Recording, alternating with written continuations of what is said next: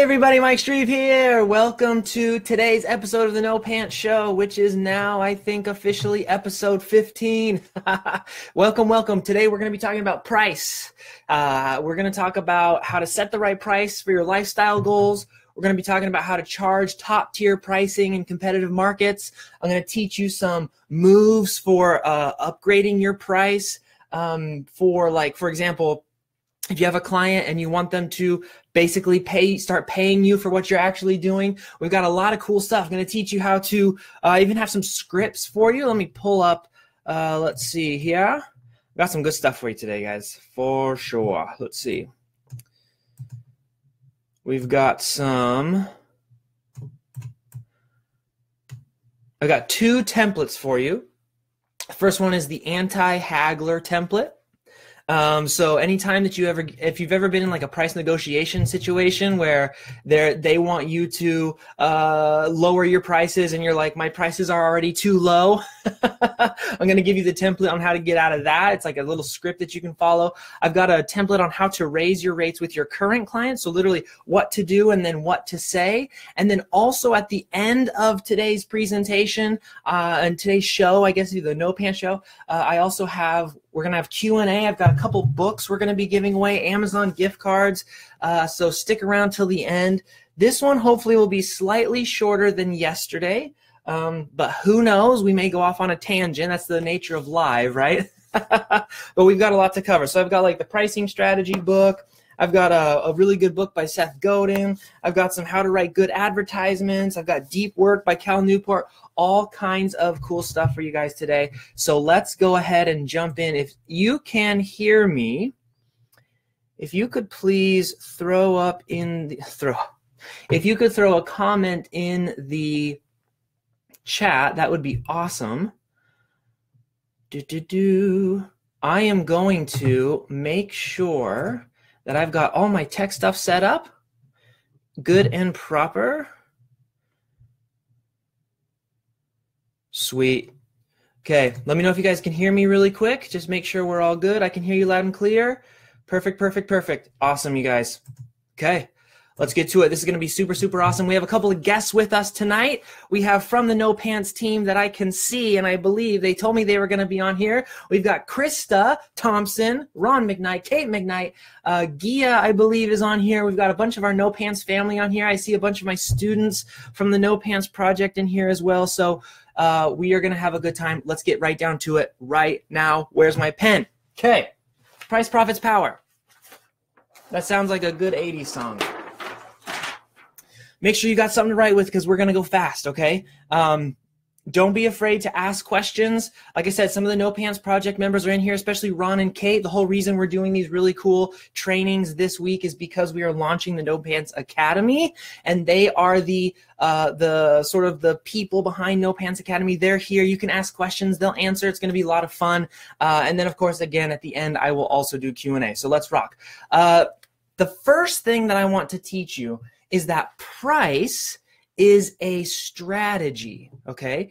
It is not a passive thing that you accept, meaning a lot of people go out into the freelancing world and they look around and they say, what should my price be? That's the wrong question.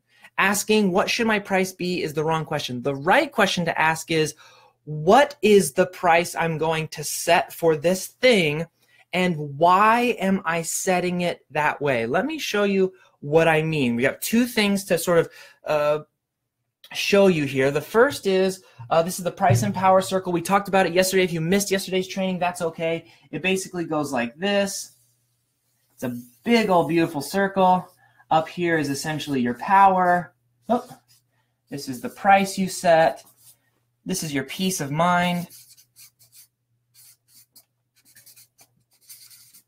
And then this is your service level. Excuse me. The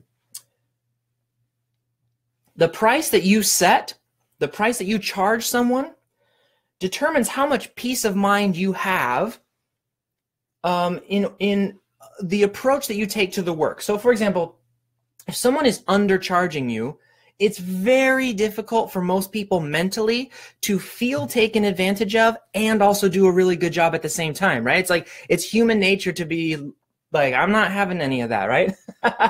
Or if the price is too little and the deadline is too tight, your peace of mind is also wrecked. You're like, I'm not getting paid enough to do this. And you just kind of, it's very difficult to operate under those conditions at your best. And so what happens is the service that you provide to other people, the quality of your work, the care that you put into your work, it diminishes. I mean, it goes down. There is a negative effect when you are not well, when you don't have peace of mind, and you are somebody who provides a service for other people. When those two things aren't in line, you lose power because your service diminishes, your ability to be awesome diminishes, and you lose the power to charge more because you don't get testimonials, because you weren't able to actually do anything that the client was necessarily happy with. You're not happy with it either, but you're trying to like operate in their price. So this is the atmosphere that you live in, and the linchpin for making this whole circle of life work is the price that you charge. That's how critical of a strategy price is, and what we're talking about tonight, okay? So if you ever like, my business is completely out of whack, what's wrong? Check your price. I bet if you can make price adjustments, all of these other things will fall into place. Let me show you. Excuse me. Got something stuck in my throat. Guess what, guys? Meow.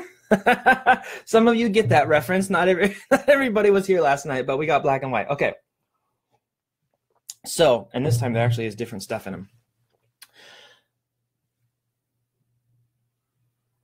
What I want to do right now is help you to framework price as a strategy by running you through 3 questions that you have to ask yourself when you're sitting down and you're thinking, okay, how much am I going to charge for this thing? Here's the first question. And it's the question I'm asking second to my students only. It's second only to what do you want, but it is, who do you want to serve? Now, over the course of tonight's training, we're going to talk a lot about this because it's very, very important. But additionally, it's sort of like the golden thread through the entire price idea, okay? So who do you want to serve? Do you want to serve struggling business owners that don't have the money, that are very stressed out, that are struggling themselves to keep themselves afloat? If you do, price is how you attract those people. Or do you want to serve the highly successful, top level, crazy awesome people? If you do, price is how you attract those people also. So it's important to consider who you serve. And we'll talk a lot about this for the rest of this presentation. But as we're thinking about the strategy of price, this is very, very important. Okay, number 2. Where does this service play in your business? Okay, so when we're thinking about what should I charge, the first question is, well, who do I want to serve with this thing? And then second is, this thing I'm trying to sell, whatever it's a service package or whatever it might be, where does it fit in my business? So where is it in the business?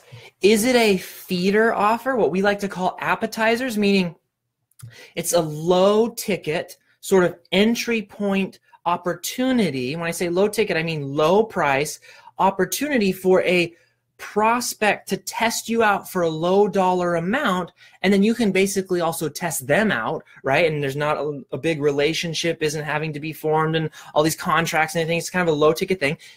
If that's the case, then price it accordingly. Is it a retainer type product? Is it something you need to do month after month after month? If it is, it needs to be priced appropriately. Is it your profit center? Is it a premium product?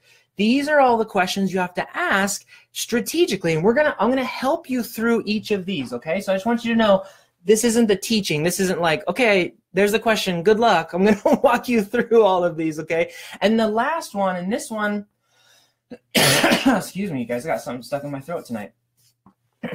The last one is why.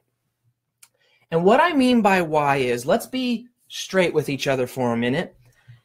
You and I are not doing this business so that we can run a charity, right? We're not putting in the hours, getting out of our comfort zone, working hard just so we can do free stuff for other people. That's what volunteering at nonprofits are for. That's what actually running a nonprofit is for. But for the business, for the freelance business, it must turn a profit. Almost all freelancers that I know, service providers, coaches, consultants, they go out into the business world and they say, I'll take whatever hourly rate I can get, right? They're just sort of like, I'll fit myself into whatever the market is. I teach inside the No Pants Project coaching program something called the freedom number. And we don't have time to get into the whole freedom number, but it's a pretty simple concept. So the freedom number is simply, what do you need to earn for every hour that you work on your business, billed or unbilled? So literally, if you put 20 hours a week into your business, but only 15 of those are actually billable hours to clients, you still have to go 20 hours a week. How much do you have to earn for every hour that you put into your business in order for you to get out of life everything that you want to get? What are your financial goals? What are your personal goals? What are your experiential goals? What do you want to go experience and feel? And that's your freedom number. This is the why, okay? So when we're talking about how to use price as a strategy, we're trying to figure out who are we going to serve.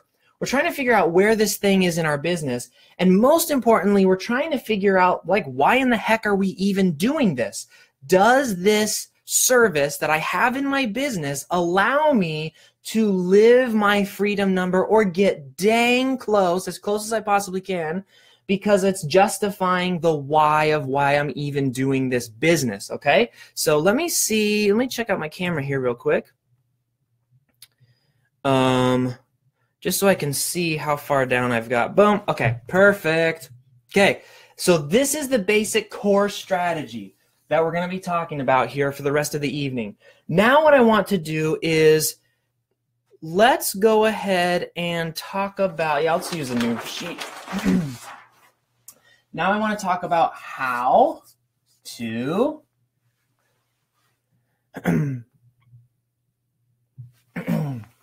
set prices. Okay. Even if you're out there right now in the freelancing world making money, getting clients, people are loving you, and you're charging prices which you think are good, I want you to listen up.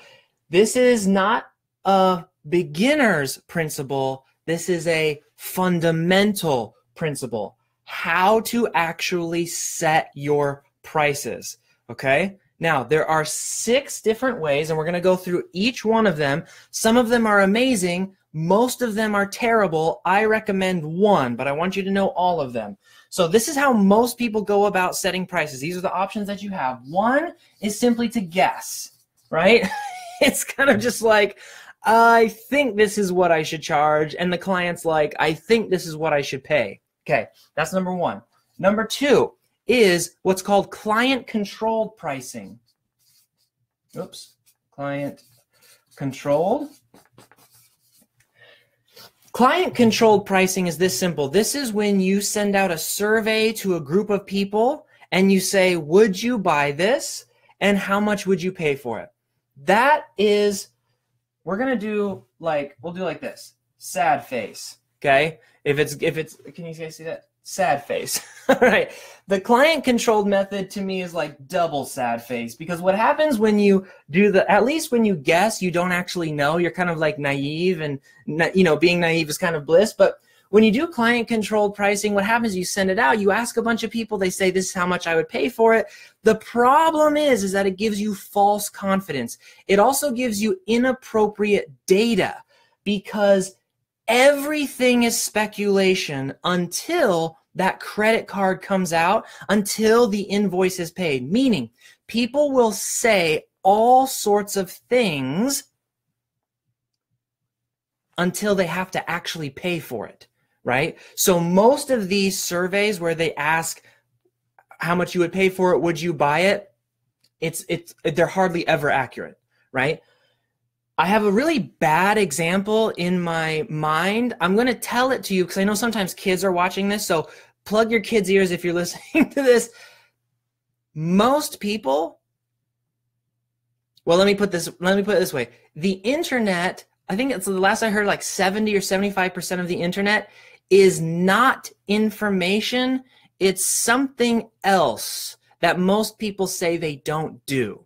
Okay. So most human beings don't respond accurately to surveys, so that's why it gets a double sad face. All right, number 3, that was awkward. Sorry about that. Max volume pricing. Again, this is also a double no-no for me, only because I've been here and done that. Max volume pricing is when you simply set your price, you try to undercut the market, and then you try to get as many clients as possible. We talked about it in yesterday's training. I don't know if you remember, we were talking about if you need more clients and more, so like say this is clients and then this is the work you have to do for your clients. If your strategy right now is to increase both of those things, that is the recipe for burnout. A good strategy is to figure out how to actually decrease both of those things. Less clients, less work, more profit, okay? So an increase in clients and an increase in work is not necessarily directly correlated with an increase in profit. Especially if you have any kind of expense in operating or anything like that, or if you value your time really at all, this is the way to burnout. So if you guys are setting your prices doing this way, be prepared today in today's training to change how you price, okay? Number 4, this one only gets one sad face because it's not terrible, but it's just called industry norm pricing. You simply look at what other people are doing and then you just charge what they're charging. That's fine. Let me tell you a place that does this a lot. It's called Upwork. Pretty much the majority of pricing on Upwork at this point, now that they're turning people away, it's fairly standardized. Meaning if I put up a job posting in Upwork, I can expect people from this country are going to charge this much, people from this country are going to charge this much. And the way that Upwork is set up, it's that if you see an anomaly as a client who's hiring people, if you see an anomaly, so an outlier from the industry norm, you typically say, wait, hold on a second, I don't want to hire that person, right? Where in the open market, an outlier in pricing is actually a good thing, which we'll talk about. On some place like Upwork where it's commoditized, it's not great. So this is not my favorite by any means, but it's not terrible if you're just getting started and you're like, whatever, I just need to find a price. Okay, here's another one. And this only gets like a half a sad face. Is that? I don't know. We just made up something. Okay. This is just simply the cost plus strategy, or in other words, hourly. So hourly is simply saying, you know, I'm going to do an hour a day, and I typically charge $100 an hour. Therefore, your cost is $500 a week. I'm not a big fan of hourly, and we'll talk about why later. But number 6 is the one that we want to focus on for the rest of this evening, and it is simply packaged pricing. Now, I'm going to break down what package pricing is. Specifically, we're going to be talking about the rule of, oh my gosh, I can almost fit it, 10%, which is essentially what's called value-based pricing. Okay, so here's your options. You can guess: client-controlled, max volume, industry norm, hourly, package pricing. This is the one that I highly, highly recommend. So if you're doing these other 5, don't do it anymore. It's my goal tonight is to show you why this is so much better. Okay, so let's rock. How to set pricing. How you guys doing? Okay so far? Good so far, good so far. Let's see.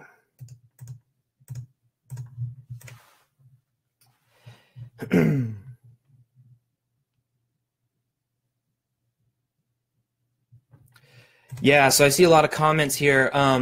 Someone saying the industry norm has been breaking my back. Someone talking about the volume pricing that we were talking about, saying that will kill you unless you're Walmart, and they start to bargain you, and what will the market bear, and all that kind of good stuff. Okay, cool, cool, cool. Love it. So I want to first talk about how to set package pricing.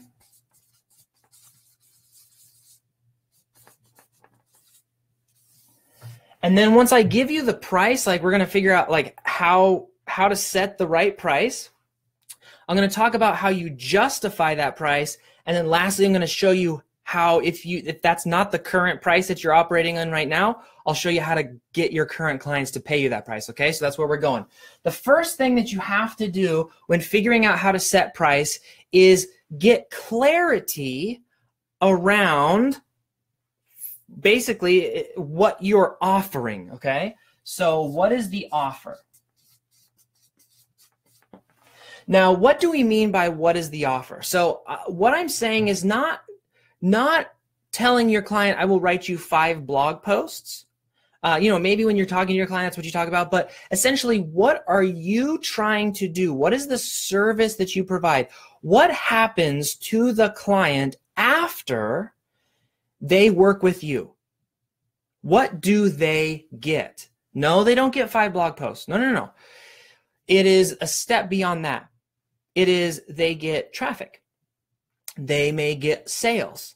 Maybe you are a gardener who helps clients and they get a beautiful, amazing garden that they built themselves. They get to eat the food that they grew from, like that's the sort of stuff that we're trying to think about, is thinking in terms of the end result. What are we offering people? If you give me some money, this is what's going to happen to you.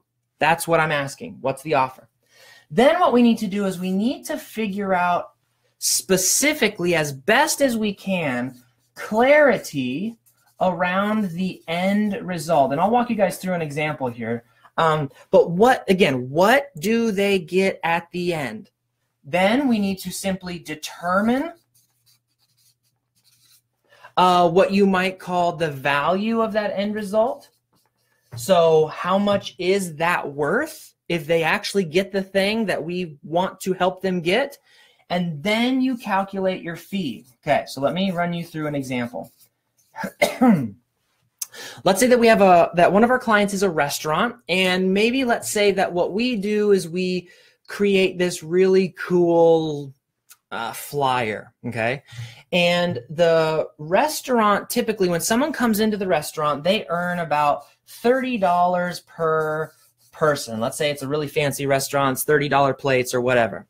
And over the course of whatever this package is that you offer, it's like you do the pamphlet or whatnot, and you send it out for people. Maybe it's like part of a mailer or something. Over the course of that process, whatever that service is, they bring in 200 new customers. Okay? That means $30 plate per person, 200 new customers. That means that what you did generated $6,000 additional dollars than they were going to make without you, right? Now, for those of you who are like, oh no, my service doesn't directly correlate to making money, don't worry, I'll get to you here in a second as well. But for the rest of us who are sort of more oriented towards this process, with this number, okay, great. When I work with people, I can help them make $6,000. The 10% rule then is that you take this and you multiply it by 10%, and that is your fee. That's how much you charge the client. So you say, client, $600 for me. In your conversation, don't you ever promise anything. I mean, unless you have some secret that I don't have, I would never say, for $600, I'll bring you in 200 new customers. But in your mind, you're like, okay, for $600, great. Our goal is to bring in 200 new customers. That's 10%. That's a really fair price. Now, I'm going to take this and we're going to jump to a separate piece of paper because there's a lot of things that just happen here that you may not have caught that are critical strategic sort of points that I want to make sure that we cover. $30 a person, 200 customers, 6,000 net, or sorry, 6,000 gross, and then we charge 600. Now, here's something to understand. Remember, what is the first thing I talked about when I said price as a strategy? The first question you have to ask yourself is, who do I want to serve? Maybe you look at this $600 number and you're like, $600 for a brochure that I write, that I design, that I mail, that I do all of these things to bring in 200 customers? That's insane. That is too little. A lot of you are in this situation right now where you are being asked to do a lot for very little. You may be operating in the 10% rule already. And it's not a hard and fast rule, by the way. It's just a good sort of general. If 10% of what you make people is like the price you charge, people will hire you all the time, right? But let's say that $600 is what you're currently earning, and you want to earn more. Remember, fewer clients, less work, more revenue. Here's a price strategy. Change this. Go find someone else who earns more per whatever thing you do. So let me give you an example. Let's say you do the same exact process, but you don't serve restaurants. You serve these corporate accounts where when they close somebody, it's like a $500,000 deal. You're still offering the same service. You write this brochure or whatever. You find a list of people to mail it to that are like highly likely to, buy or whatever that process is. And then you do the mailing and all that kind of stuff. Now let's say it's $500,000 per person. And these are not unusual numbers, okay? I'm not just like pulling this out of the sky. There are plenty of companies that when they can secure a client or if they can secure a deal or they can whatever, they make a lot of money. And let's say that because this is such a difficult process and because this is so big, you only can bring in 2 new customers, right? Yeah, that's still $1 million generated that you brought in that they would not have without your service.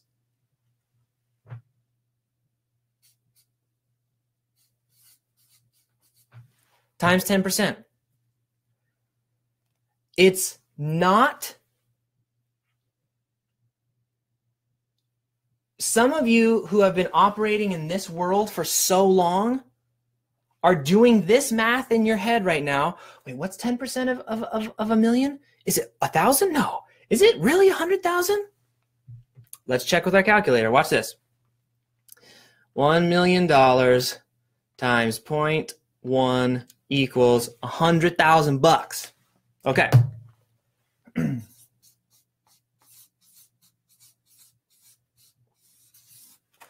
$100,000 using the 10% rule of the money that you brought in is very different than $600. Is this going to be harder to do? A little bit, but not how many times does. It's not going to be 166 times harder, that's for sure, right? Which is what you'd have to multiply this 166 times to get to 100,000. Now, these are 2 very extreme cases. Let me give you one more just to kind of give you like an idea of, okay, this makes sense. Let's say that you go to a car dealership. A car dealership can sell a car, let's say, $35,000. Oh, I'm going to make this hard on myself, aren't I? Per sale. And you bring in, let's say you only bring in like 10 new customers for whatever you do. That's $350,000 earned, bada bing, bada boom, times your 10%. Am I going off the page? Okay. So again, now you're charging $35,000, right? Because you are using value-based packaged prices. This is why I'm always hammering you guys, don't commoditize yourself. Talk about the results. Build your business so that the services you provide can generate some kind of result. And again, those of you who aren't necessarily tied directly to making money for clients, I'm going to get to you as well, but I just want to make sure that you understand. The point is this. There's the small mom and pop shop over here, and there are those big corporate clients we just talked about over here. Somewhere on this spectrum is where answering the question of who do I want to serve is critically important. And it goes back to the why. Why are you doing this business? If the reason that you're doing this business is because you just want to make as much money as possible, as quickly as possible, then you need to lay on this side of the spectrum. And you need to create services and offerings and get good enough so that you can help these people to generate the results I just showed you. If you're more concerned with the passion of who you are serving, and $600 to write a brochure sounds pretty dang good, then you would lean a little bit more this way. Okay, does that make sense? Well, I mean, not necessarily. I guess you could be passionate about corporate people as well, but do you see what I'm saying though? Like, there's a spectrum along here. That's why when I talk about price strategy, people are like, how much should I charge, Mike? Who do you want to serve? Who do you want to spend your time working with? Because that will tell you how much you can charge. Okay? Alrighty. How we doing? We good on that? There was a lot of math, so let me know. Let me know if that was crazy.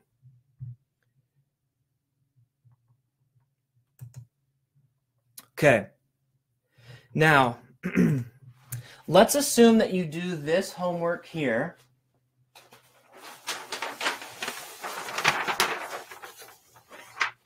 Let's assume that you do this. Let's assume that you figured out who you want to serve, and then the number comes out here. And let's assume that it takes you 20 hours to do whatever this $600 thing is, so that you're really only earning, what, $30 an hour. Let's assume that that's happening. Let's pretend that that's happening in this case. Do you remember the concept of the freedom number I talked about earlier, where it's like you got to figure out how much you need to earn per hour to get everything you want out of life? What happens if this number doesn't match your freedom number? There's two things to do. The first is, if it doesn't match your freedom number, the first is that you need to either figure out something else to offer people. Maybe you need to develop different skills. Maybe you need to try a different one of your superpowers. Maybe you try a different superpower. Maybe you have to think a little bit harder about how can I help them get 400 customers instead of just 200. Remember, there's other pieces of that equation you can manipulate.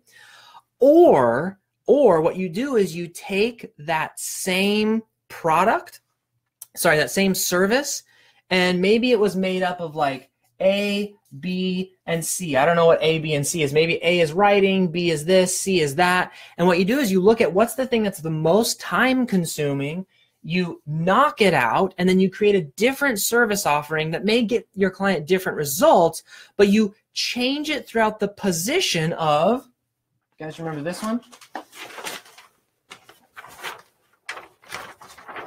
You change it throughout the position of your, where it resides in your business.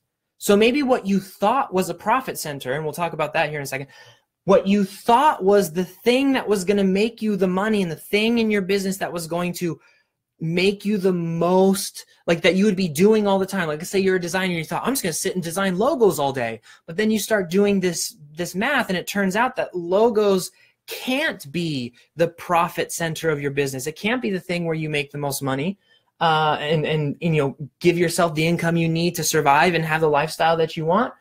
Then you need to change where it resides in your business.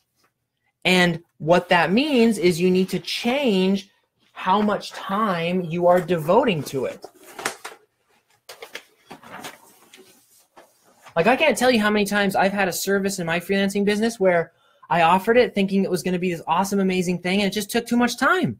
And so I had to turn it off. Like, I typically just turn off the things that make me too much time. I'm too bored with that kind of stuff. That in and of itself, you could be an entirely, totally different video on how to turn things on and off in your business. But that's what happens if your freedom number doesn't match. Now, what if you don't offer a service that makes a company money? What if, and this is an example from Marie Forleo, okay? So I love this example, which is why I'm going to share it. Let's say that you are like a divorce counselor. You ain't making anybody money, right? Like, you are a person who you do sessions, and maybe you have a 10-session package for $200, let's say. 10 sessions at $200. $200 a pop. So it costs $2,000 to take your 10-session divorce prevention counseling thing. How do you do any of the other math? And more importantly, how do you justify what you were talking about earlier? Well, there's a couple of ways to do this, and it relies on your ability to, again, know who you are serving so you can understand what is their pain, what is their fear, and what is the risk that they are taking. Okay, so think about this. Somebody's trying to get a divorce, or they think they're about to have a divorce. There is the heartache, the turmoil, the stress, the division of assets, but even more than all of that, there's the cost of a divorce. I've seen all kinds of numbers. I did some research like 2 minutes before this particular video. A typical cost of a divorce that has to go to trial is between $78,000 and $200,000. I saw other numbers where if it's a lawyer-mediated divorce, it costs around $20,000. Like $15,000 to $20,000. You can file for divorce yourself for $300, but that would be like a lawyer would try to pitch you on why you shouldn't do that, right? You're just the divorce preventative counselor. So let's ignore this crazy number because that's pretty high, but I'm sure that if you wanted to serve the high-end divorce market, like you were the person who served celebrities, right? And you were like there to help prevent them. These would be the numbers that would matter to them. So this 10 session, $200 a pop, you could add a zero onto that. 10 sessions, $2,000 a pop, $20,000 total, because you're preventing them from losing at least $200,000, not to mention all the division of assets and the heartache and the turmoil and all these things. But let's assume that we're doing a lawyer-mediated divorce. See how these numbers line up? Remember the equation. You're preventing them from this, which costs about $20,000. 10% of that equals, how far down are we? $2K. And that is what we were charging for our 10-session program. Okay? So even if you are not directly contributing to, like, I help clients make money, this process still works out, okay? The key is to simply tie your price justification for whatever package you're putting together to something real. That's the point. We're trying to create real, legitimate value to other people in their lives, trying to honestly, truthfully help them either gain something or prevent them from losing something. And as long as you can do the mental work of tying it to something real, then the math works out and the 10% rule works out. And, you know, $2,000 to save this, plus all the, you know, plus just the fact it's a divorce. I mean, let's not talk about the emotional toll, the kids and all that kind of stuff. That's a pretty cheap offer. And we're actually going to talk about the psychology that I just used to present this that convinced you that this is a good price. Okay, the psychology I just used to convince you that this is a good price. We're going to talk about that, okay, here in a second as well. How do you justify this? Once you figure it out in your head, how do you justify that to clients? But before we do that, I want to help you to, let's see. I'm going to check in on everybody.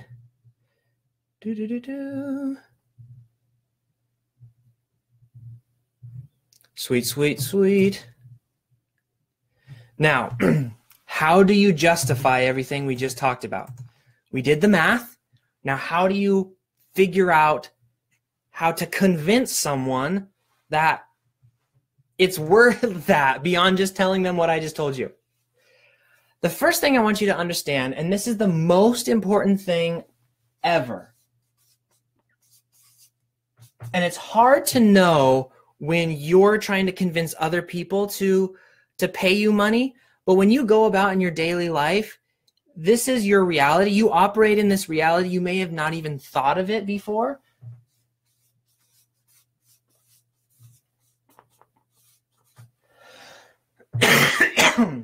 Excuse me.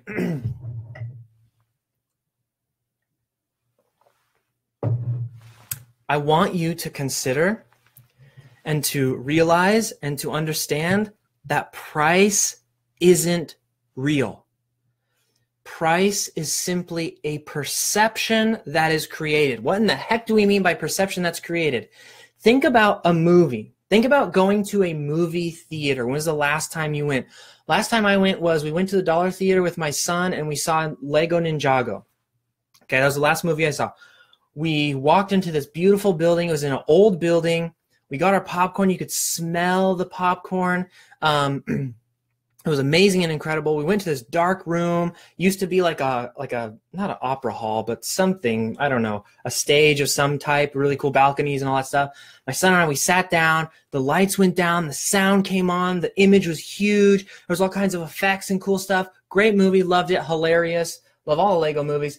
And by the end of that movie, what had happened is that for a moment I had what's called a suspension of disbelief, which is what is also known as the fictive dream, which is basically when you're watching a movie, even though you know it's fake, you don't necessarily know it's fake because you're watching it and you're feeling the emotions, you're laughing at the jokes, et cetera, et cetera. So it's called the suspension of disbelief. That's what movies are really, really good at. Now, think about how a movie is created.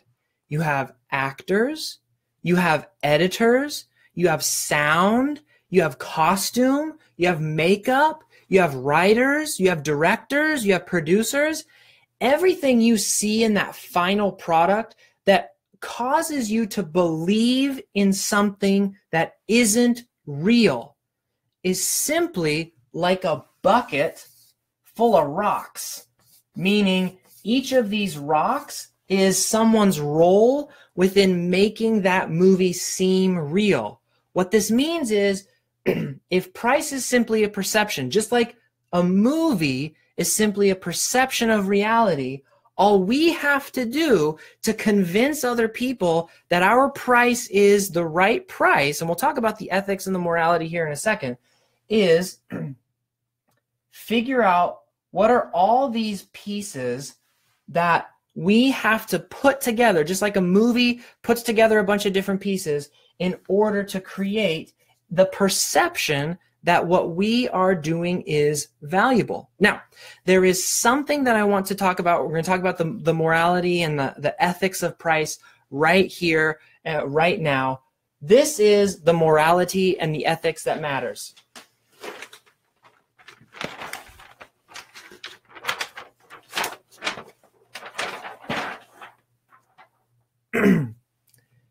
You must charge enough so that you can have this. That is the morality and ethics of pricing in a nutshell. Full stop. You have to be able to charge enough so that you can have peace of mind at the end of the day. Otherwise, think of the result of not doing that, of letting clients control the situation, of not charging enough money. What happens? The result is that you take money for not doing your best work, which to me is morally more reprehensible than charging a little bit more to make sure that I'm doing my best work. Right? So for those of you who are struggling, Mike sure is talking a lot about just making up stuff and doing math and all this kind of stuff. And I don't think I can charge. You have to charge enough money so that you can do a good job. What that is up to you. That's why I tell you to go do the freedom number. Figure out what it is you need out of life. Figure it out what it is you want out of life so that this price power circle will work in your favor. Because here's what happens to your client. If your client doesn't pay you enough, they don't get what they wanted. If they pay you enough, they will typically, meaning enough that you feel good, you as a good human person will very likely blow them out of the water with your actual service, meaning they'll be like, oh my gosh, this is so, so good. True or false, those of you who are active freelancers right now, and throw it in the comment whether this is true or false, you have in the past, because of pricing, turned something in that you weren't necessarily very proud of. I've done it. In the past, when I didn't have this figured out, I would turn in, I had like, man, years ago, I charged like $400 for what I now charge a minimum of 10 grand, between 5 and 10 grand, depending on the client. We'll talk about that as well. But $400 for what I charge, let's say low end, for what I now charge 5 grand for. There were definitely times back when I was only getting paid $400 where I would turn stuff in that wasn't the best, my best work. I absolutely regret that time. I feel way worse about that than getting what I need to make sure that I do the best job that I possibly can. All right, let's not hang on that point too long. But for those of you who may be struggling, you got to think about that stuff. You have to arm yourself. You have to advocate for yourself to be able to do a good job. Okay, let's see. So we now know that since price is perception, price isn't real, so we have to create it. You now are the director of a show. The show is buy my thing, okay? So I'm going to give you some of the little tricks, some of the little like behind the scenes, behind the curtain type like, secrets of Hollywood type stuff on how you can create a perception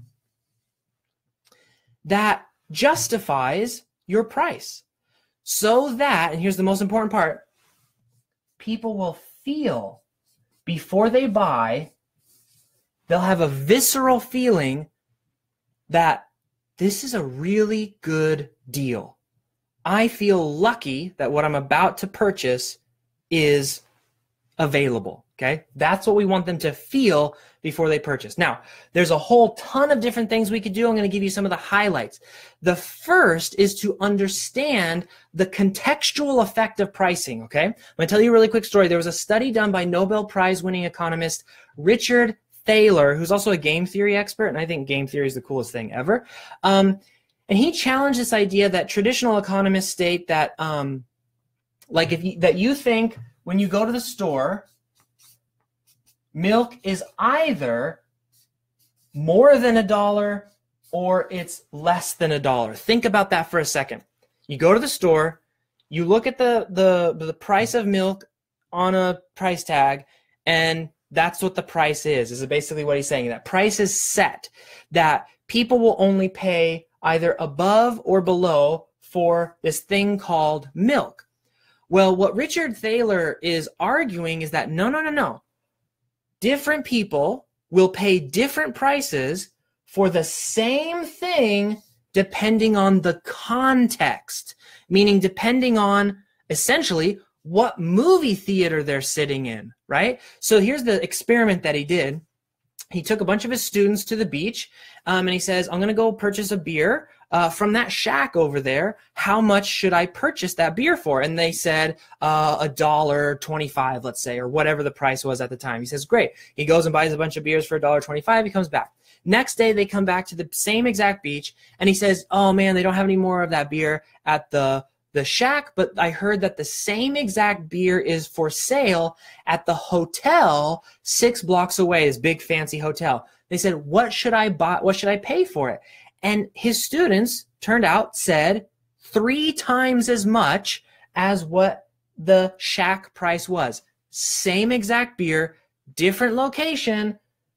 The idea that price is set is not true, okay? So it's important for you to understand that. What it means is don't be the shack. The website, the communication, the stuff like this, right?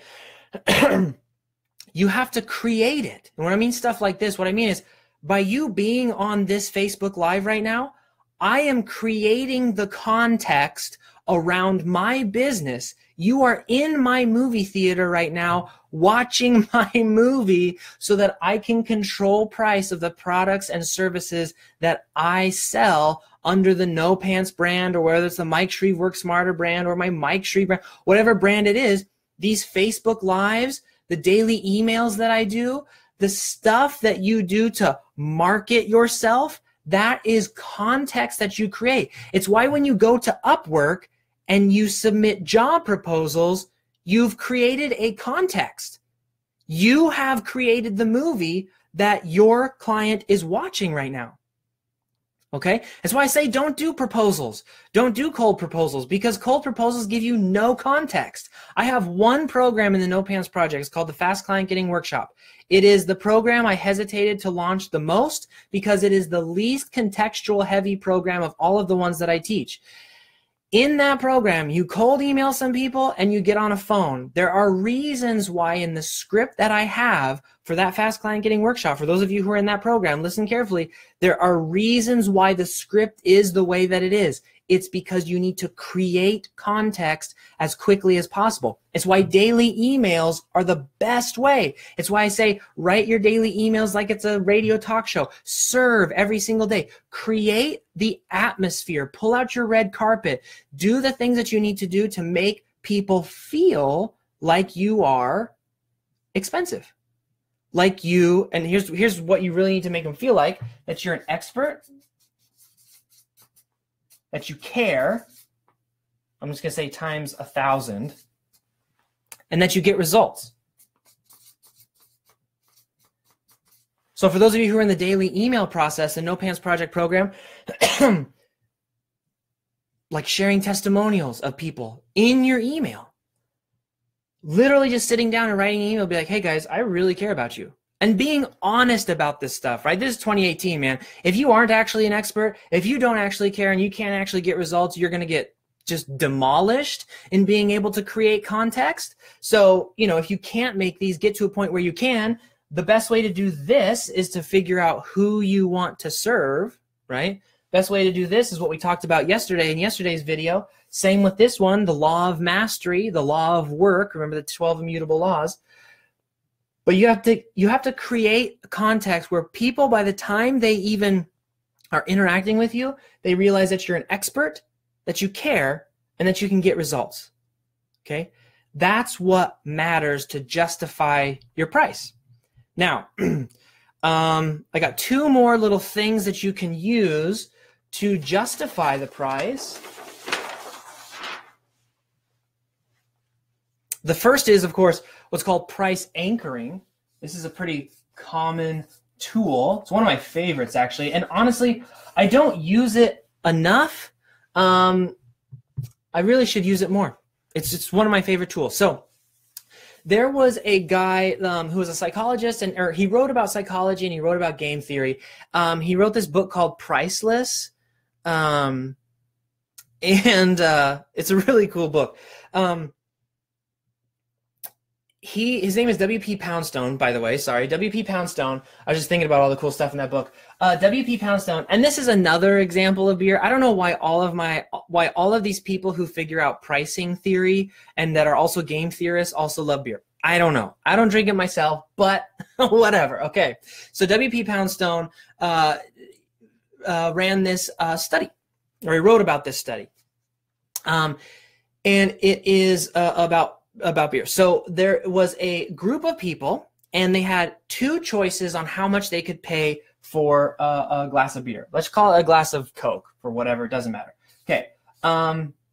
We'll call this sample A. Okay, so sample A had two choices for the drink. They could pay $2.50 or $1.80. Now, what is this? Okay, now when they had this choice of $2.50 or $1.80, 80%, I am just having a hard time here, 80% chose the $1.80. Okay, so price comparison, right? So they saw a $2.50 and they saw a $1.80, and they chose the cheaper one. This is what happens to you when you go to Upwork. Okay, this is what happens to you when you're working in a crowded marketplace, a saturated marketplace, when you haven't developed a superpower to help you to stand apart, to be different in a way. When it's apples to apples, people will choose the cheaper version when it's A versus B. Okay, so if that's been your experience, you probably believe, right, a fundamental belief based off of experience, that people always choose the cheapest one. Therefore, my pricing strategy must be that I'm the cheapest person.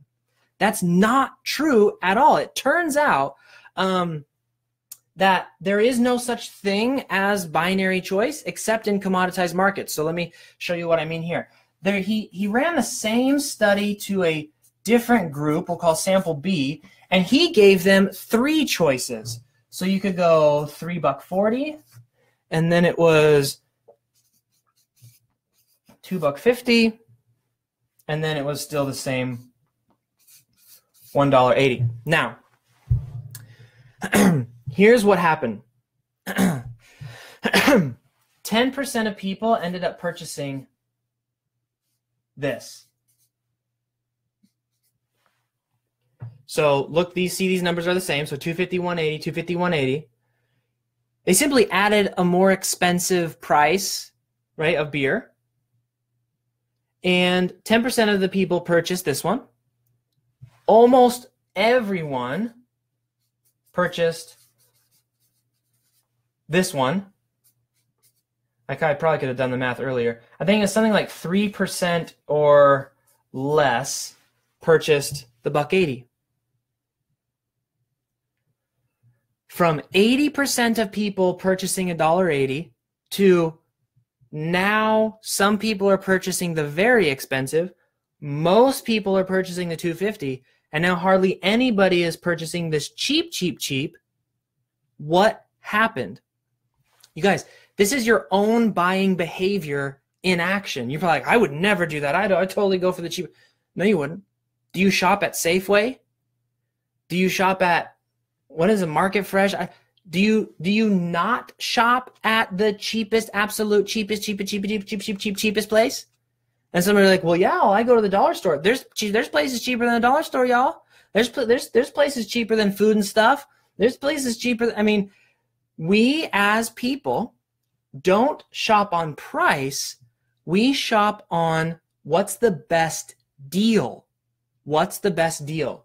By price anchoring, having these two other prices here, our mind, for whatever reason, I don't know the reason, our mind suddenly positions this $2.50 as the best deal because it isn't the cheap, but it's affordable, it's nice, it's not too much more expensive, but it's also not the fancy, right?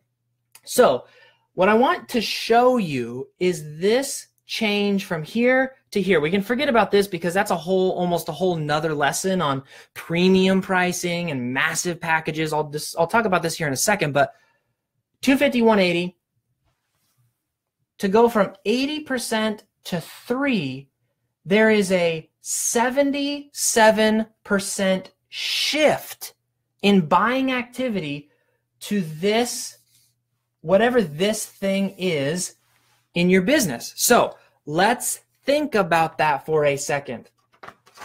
If we are using price to strategically build a business and using price strategies to help us build that business, it makes sense, therefore, and we talked about this, there's a video called Greasy Math. I talk about this a ton in the No Pants Project program, coaching program. You may have heard of like a service ladder we talk about, where you have multiple offerings, all up and down, appetizers and main courses and desserts. Everyone who's in the program, you know what I'm talking about. Go watch the Greasy Math if you're not sure what I just said. But basically, you have a high-level product, you have the product you want to sell the most of, and then you have an entry point product. 3%, most, 10%. This is your most expensive. This is your mid-range. This is your cheapest. The problem is that most freelancers stop here. Or maybe they do this. But they don't have a, what did I call it here? A ultimate nobody would ever possibly buy this ever offer. I have things for sale in my business that start at $100,000 a year. Do a lot of people buy them? No. No, not very many people have ever bought it ever in the 7 years that I've been doing it, right? Maybe a handful. What I make the majority of my bread on is this middle one. So what that means is that you can purposefully design your business to make this, look at these beautiful hearts I'm drawing. The service that you love to do, sandwich it between a holy cow, nobody would ever buy this, and this is my, what we call appetizer or entry point offer. It's the thing that you use to filter, okay? Does that make sense? So how do you build these offers? I'll talk really, really quickly because this isn't really like an offer building training, but essentially, if you don't already have a low ticket offer, take a piece of this main thing that you do and offer it for less, like pretty significantly less. You'll have a pretty good volume of sales if you follow the greasy math that we talked about in terms of if you have this in your business, you might as well use it to filter out bad clients. But anyways, again, that's probably, there's other videos I already have out there on that stuff, but just take out a piece and make it. And if you can make one, why not make another one? So maybe it's another piece over here. Maybe there's another piece over here. And these are just really quick and easy little things that you can do. And then this is your main offer.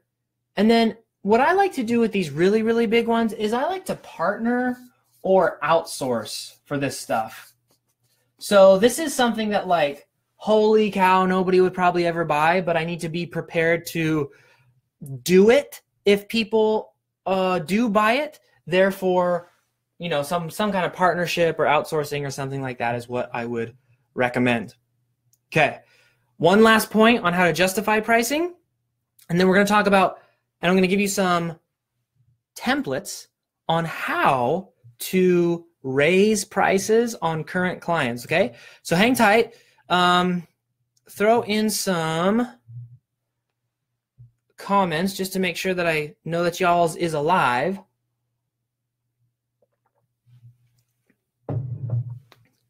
Let's see.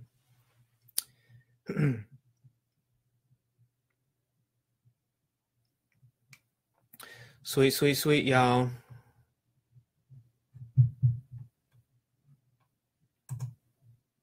Okay, perfect. Oops.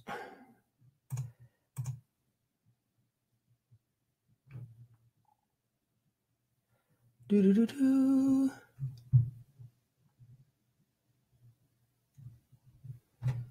All righty.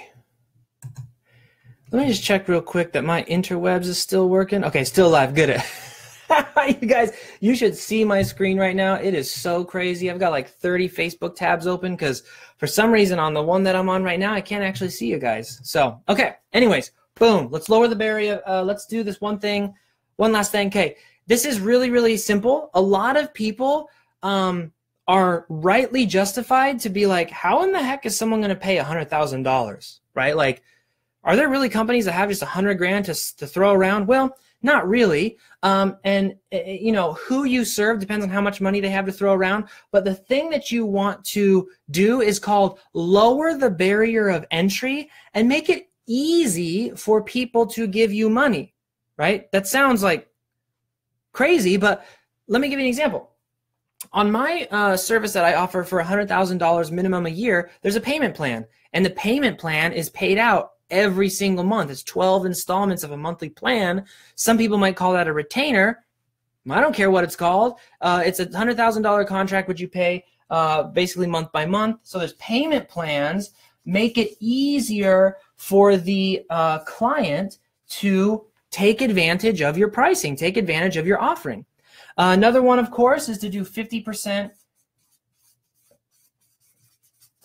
upfront and then 50% upon completion. And then you have, of course, stuff like trial offers where maybe for the first 30 days it's only $1,000. And then after that, we're going to start billing you every month for $5,000 or something like that.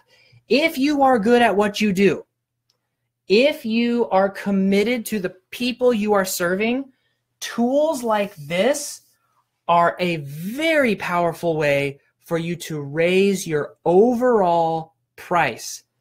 One way of lowering the barrier of entry is lowering your need for instant return on investment. Meaning, if I was running a business where I needed that $100,000 today, I was like, oh my gosh, I need that $100,000 today. I couldn't offer the service that I offer. But because I'm like, well, yeah, 100 grand over a year's time is, I'm okay. Like, I'm okay with that. That's pretty cool. Then that allows me to play with things like this. Okay. Does that make sense? So if you can't delay your ROI, then you're not going to sell hardly any of these. These may be a little bit difficult to sell, which is why I recommend watching the video Greasy Math to figure out how to utilize these to help sell some of these and all that kind of good stuff. Okay. Now, this is the golden goose. Oh, this is actually the end of our training. Sweet. Okay.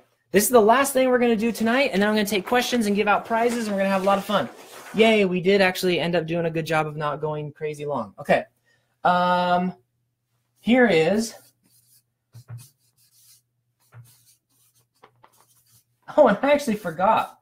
I forgot something.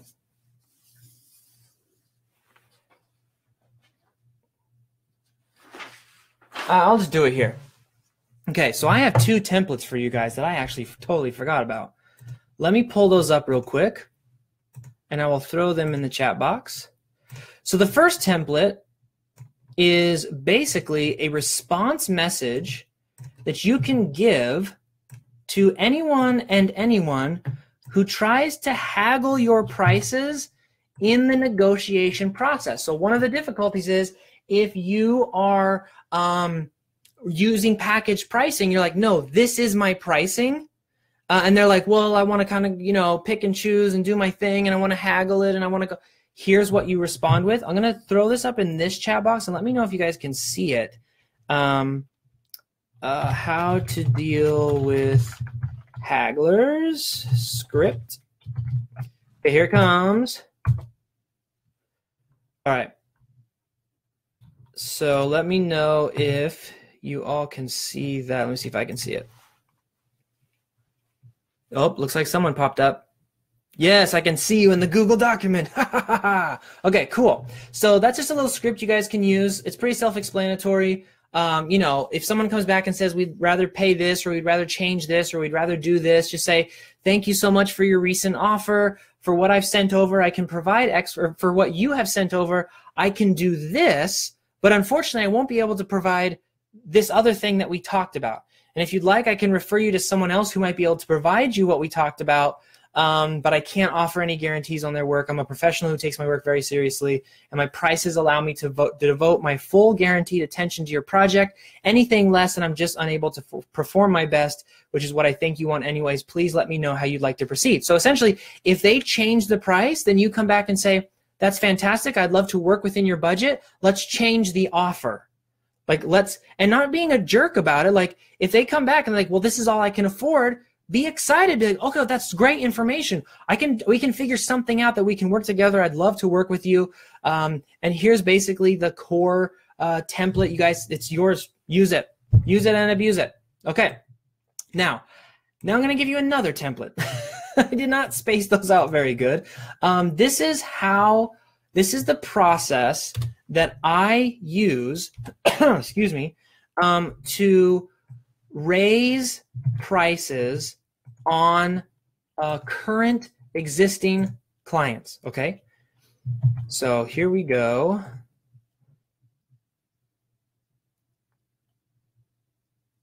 Oh, some of you are saying, can't click the link. Yeah, I will add it again. I'll add the link again. I just threw it in the comments below. Let me go ahead and shoot this one out as well. And then at the end of this, like when this is all done being recorded, I'll oh, you know what? I think I can only pin one comment. You know what I'm going to do, you guys? I'm going to be smart and pretend I know how to use the internet. Okay. Hold on one sec, y'all. How to beat Hagler's script.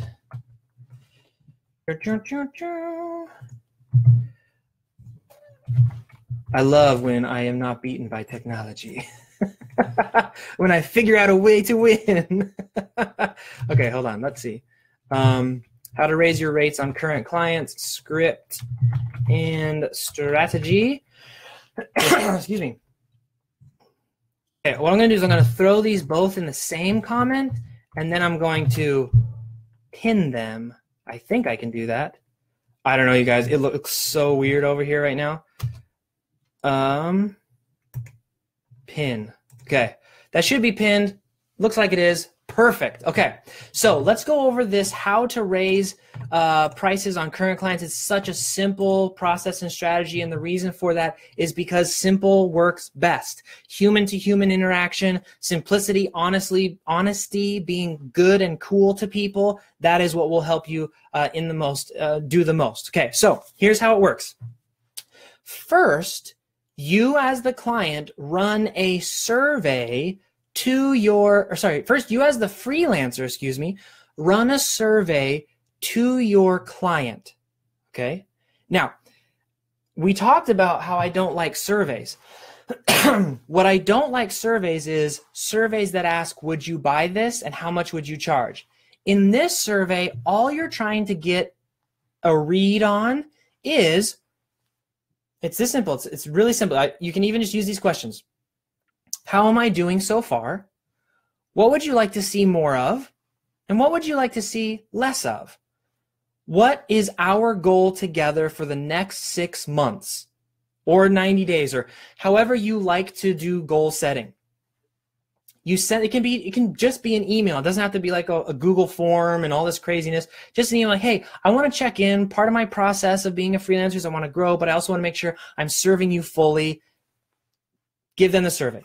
Okay, get their response, figure out what it is they are missing or feel like you aren't doing for them. Then what you do is, in response to that, you simply say, and don't be defensive about this, okay? It's easy to go defense mode when you get back the information. And you're like, oh yeah, well you said, and you do that, and the client just loses trust in you, and it can be worse off than better, than actually running the survey. So be cool, take a step back from your emotions. It's just a business, it's not personal, and simply say, respond to them and say, okay, so here's what we've done in the past, whatever. Here's the results that I got you. Here's what you said you wanted more of from the survey result. I would love to be able to continue the awesomeness that we've done together. And I can do this for you, this additional stuff, for X dollars, right? So like, let's say that you were originally getting paid $15 an hour for something, and they said, and you know what, I also want someone to help me do the videos. You can say, I can do that for you. We can add it to whatever our relationship is now, and I can just tack that on to whatever it is that we're already doing, and my new rate can be $25 an hour. And if you agree to that, I'll even do this other thing for free, right? So if that works, I'd love to start the new pricing on whatever day you decide.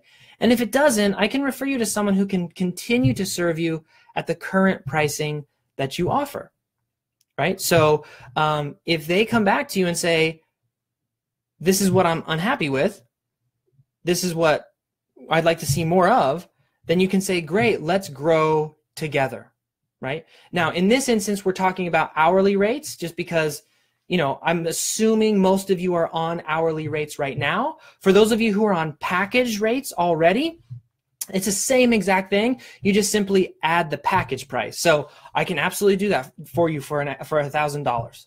And since it would literally be a completely new service, it would be separate pricing altogether, and you just value that new pricing under your new value structure. Okay? So, my friends, it is Q&A time, and it is prize time, and I am going to figure out how to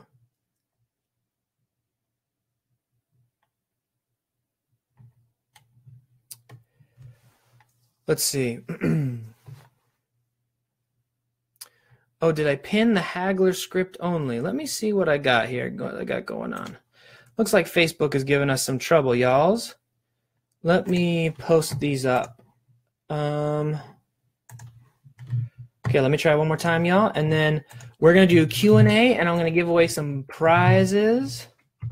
Okay, how to beat the Hagler script. Maybe technology did win tonight. Oh, no. Okay. How to raise your rates on current clients and script. And then let's see here.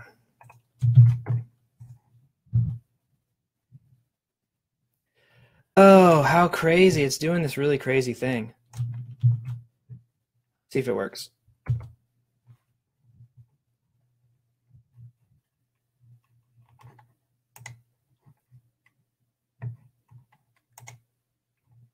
Yes. All right, guys, I got it to work finally.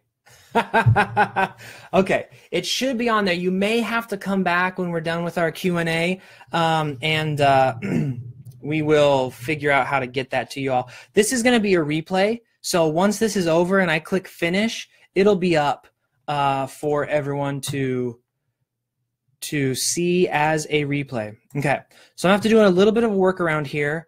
And what I'm going to do is I'm going to open up this other screen and start answering your questions. The way that you win prizes, and here are the prizes, my dear good friends, these awesome books. So we're going to do 4 books and then some $10 Amazon gift cards or whatever, depending on how it is. How you win the prize is you ask a really good question that I end up answering until all the prizes are gone. It's 6:20 now. Let's see how long we've been going here. About an hour and 20 minutes. So we'll probably do 20, 30 minutes of Q&A, and stick around if you want to. Otherwise, it's been a wonderful evening with everyone.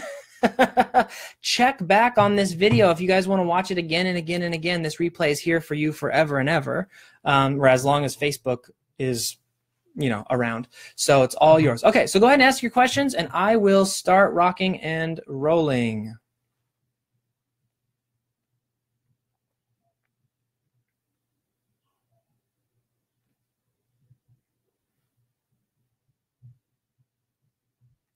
Okay, so Rumi has a really, really good question, and I am going to write this down. Hold on, Rumi, I'm going to get to you. I see your question. I got to take notes to make sure I get the right people, the right prizes here. If you do win a prize, what will happen is I will ask you to reach out to our support email at help@thenopants.com, and our amazing team will get you hooked up with that. So, Ms. Rumi, your prize is going to be your prize is going to be the price strategy book from Dan Kennedy, the ultimate no holds barred to prosper. Well, I don't know. You're going to get a book on how to use price strategy because this is a really good question. Her question was, please say more about pricing when your offer isn't tied to making someone money. What if you're offering something like beauty or a garden designing example? How do you apply the 10% calculation to that? It's very, very, very simple. Where are my markers? There is one thing that regardless of niche or industry, everybody feels pain and loss around, regardless. Time. It doesn't matter who you are. Nobody wants to lose this or exchange this or give up this if it means they have to miss out on what they want. So let's say that you're a garden designer, okay? Of course, when you're talking to the client, you would say, you're going to have the most beautiful garden. It's going to, all of your neighbors are going to just be like, whoa, you have an amazing garden. If you're doing beauty, everyone's going to, you think you're going to look great. You're going to feel great. You're going to feel good about yourself. That's how you sell it. How you justify it is you help them to understand the risk and the fear and the pain that they will be missing out on because you're going to take care of them. Okay? So let's say that time, the fear of time, someone in beauty, they don't want to have to sit and first off learn how to do whatever it is that you do. They don't want to have to sit and try to do it to themselves because it takes hours and hours, et cetera, et cetera. And so what you're doing is you're basically making a 10% calculation on the time that you are saving them. So it totally, it just depends on what that is worth to them. And this is why sometimes when you're very, very first starting out, you guys, remember this illustration here where I said there's like the small business and then there's like the big business or whatever. This can also be, and like somewhere on here is where you land and who you are serving. You are likely not going to be able to just sit down with a piece of paper and make up a number in your head. You have to get out of yourself. You have to get out of your comfort zone and talk to people. And like, so for you, Rumi, if you're like, I don't know how much their time is worth, go talk to someone. Ask them how much their time is worth. Don't ask them how much they would pay. Don't ask them if they would pay for it. Ask them how much their time is worth. Start making some semi-educated guesses about what you think 10% is. And then if you go out into the market and nobody's buying your stuff, then you know that maybe they don't actually value their time that much. They don't value the fear and the pain as much as you thought they did. I've done that. Oh my gosh. You guys, I have a program right now that in 30 days, okay, I'm just going to talk about the No Pants Project for a second instead of my freelancing business. Because this is just like, this blows my mind. I have a program right now called the Fast Client Getting Workshop. It's $400 and you can get in it on a payment plan, like really, really cheap payment plan. Okay, I've lowered the barrier of entry, all this kind of stuff. The Fast Client Getting Workshop is like, all of my students who do it get results. One guy went from nothing to, I think our calculation, because he does euros, he got paid in euros, was like $8,500 a month in recurring clients from zero. And yet That program is the one that I have the hardest time selling to people, because I thought people valued a certain thing about the way that we messaged it, about the way that we positioned it, about the way that I built it for people. I thought that they cared about fast, fast, fast, fast. It's like speed to clients.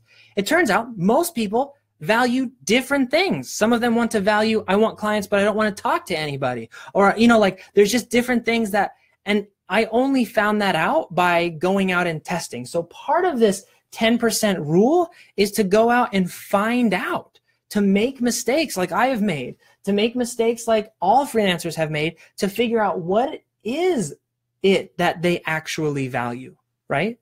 And it's going to be different for different people, not just different business types and sizes, but for different people. So you have to make sure that you are focusing on who you want to serve, okay? So, Rumi, you get the Dan Kennedy book. On to the next question. And unfortunately, you guys, I'm not going to be able to get to all questions. Such is the nature of these Facebook Lives, because frankly, I don't even know if I'm seeing all of your guys' questions. Okay, so let's see here.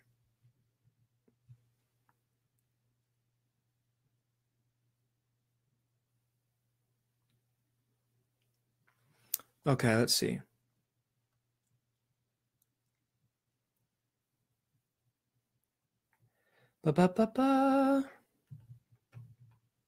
Okay, here we go. Caitlin Johnson, Caitlin L. Johnson, who has cool glasses, asks a very good question. Caitlin L. Johnson says, how do you make your pricing competitive in a saturated market? How do we find different ways to advertise or differentiate our packages so that you can stand out? Excuse me. Obviously, if you undercut the competition by X number of people and gain Y more clients, they could even out. But in heavily saturated markets, I want something to set me apart. Okay, Caitlin, that's it. This is the question. This is the best question. So I'm not sure, Caitlin, if you were with us in the beginning, but I just want to make sure that we're on the same page about a few things here. The first is, of course, let's see, where is that? So the first is you ask, or you say, obviously, if you undercut the competition by X number of people, and then you'll gain Y more clients, that could even out. Actually, it turns out, Caitlin, that one of the ways that people set prices is called max volume pricing, and max volume pricing is exactly what you said. But the problem with it is, so if you missed that, definitely on the replay, scroll back and watch that part. But the problem is with that way of thinking, I probably got some room here. With that way of thinking, and there's, I'll circle back to the reason why I'm talking about this part so much. With that way of thinking, there are two elements to operating a business. It's getting new clients, and then it's serving new clients. So C for client, W for work. The statement you said here of making your pricing competitive in a saturated market. How do we find different ways to advertise or differentiate our packages?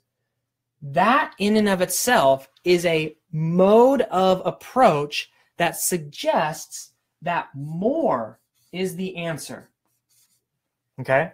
So I just want to make sure that we're on the same page, and I'm sure you are. For everybody else who may have heard that question, I want to make sure that we're on the same page. We don't want to do this. The strategy should almost never be more, more, more. And that's because, like you said, if you undercut the competition by X number of people and gain Y more clients, what you've done is you've given yourself less money and asked yourself to work more. What will happen is you will burn out. And you will do, again, I'm not sure if you were there in the beginning, but the price power cycle, where what you charge determines how well you can provide a service, because you have the peace of mind of like, okay, I'm getting enough money off of this particular client, and that gives you the power because you get results, and that's what helps you to stand out, right? So let me actually go back to this circle really quick. Your question is, essentially, I'm in a really, really competitive market. How in the heck do I survive? And how do I use price to help me survive? The way that you do this is you have to come at this from a different angle. You have to come at this from the end result of the price, which is power. What you are essentially looking for is power. I want power, the power to compete, the power to basically be in charge of my business in a market that feels like everybody else gets to decide except for me. They're setting the price. They're saying what the product should be. They're saying what the price should be. How do I get here? Okay. So we've gone this way on the circle. Now we need to go this way. We want power. Power can also be called testimonials and referrals. Now, how do you get testimonials and referrals? The way that you do that is by getting, another word for service is results. Whatever those results are, okay? So it doesn't matter if the results are, like Rumi was saying, like you feel beautiful, like that's okay. That is a result. It doesn't have to be qualitative. It doesn't have to be quantitative results only, meaning how many $0.01 did you make, or it can be qualitative as well. So quality, not just numbers. So the work you have to do first before you go, how do I price my services? You have to do the work that's in between here. Okay? What I teach in the No Pants Project coaching program, there's a couple of videos I think floating around somewhere in our daily show. It's this work here that's the most important. And what I mean by that is, do you know what your peace of mind actually looks like? Do you know what it takes for you to operate at your best? That's the first question. Do you know what I know what that looks like. It requires the fact that I have to go on a run at least once a day. Not at least once a day. That makes me sound crazy. I have to at least one time a day. I have to go running every day. That's one of the things. I have to be able to take breaks at certain times. I have to be able to play Legos at a certain time. I have to be able to do all these different, play Legos with my son. And so I have a list of what my peace of mind is. They can't email me at certain times. They can't call me at certain times, et cetera, et cetera. So you create policies off of this stuff and all these different things that you do to make sure that you have peace of mind. And it's not just peace of mind of like me, me, me, me, me. We're not talking about entitlement here. We're talking about what is your best creative state where you are able to do the best possible work you can for your clients. That's your peace of mind. You got to figure out what that is first. Then the second question is, when you have that, what is the ultimate pinnacle level of result that you can get for people? I'm going to tell you mine, and this is going to make me sound like a crazy person. I fully, completely understand that. When I have full peace of mind and I am fully engaged in a client, doing everything that I possibly can, my results for clients are typically in the millions of dollars. Does that make sense? Because of all the different things that I can do for them. Now that's revenue, not profit, and all that kind of stuff, right? So, and that's because I work with bigger people who have budgets and all that stuff. That those may not be your results, and that's fine. That's not what we're trying to talk about here. What do you need here? And then what are the results that you could get for someone if you were in that peak state of mind? Okay? Now, you take those results and you take the results, what you think you could get someone, and you start looking at your competitors in your market and you say, is that promise strong enough to stand out against all of them? Okay? This is part of what we call developing your superpower. What is the thing that you can do for other people and take that promise, right? So basically, what I do is I help people get X, Y, and Z or whatever. And that's what you start comparing to the marketplace. If that promise is not stronger than the marketplace, if it's not more interesting and stand out-ish, in and of itself. You work on this before you work on anything else. All the marketing stuff like social media and email and these Facebook Live videos that we're doing, those are just mediums to communicate this promise to prospects. Does that make sense? So the goal is to work on this, see how it compares to the marketplace.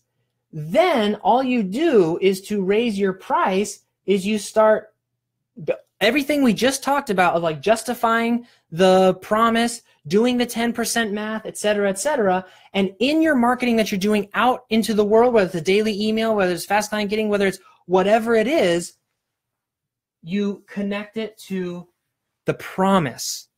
And that's how you stand out in a crowded marketplace. So if you're in like, let's say you're a writer, just for example, because that's a super commoditized, super competitive marketplace, most writers' promises are, I will write you a blog post. And that's the extent of their promise. They may say, I'll write you a good blog post. They may say, I'll write you a interesting blog post, but nobody ever says, I'll write you a blog post and I will get 6 influencers to promote it for you. All of a sudden, you're different.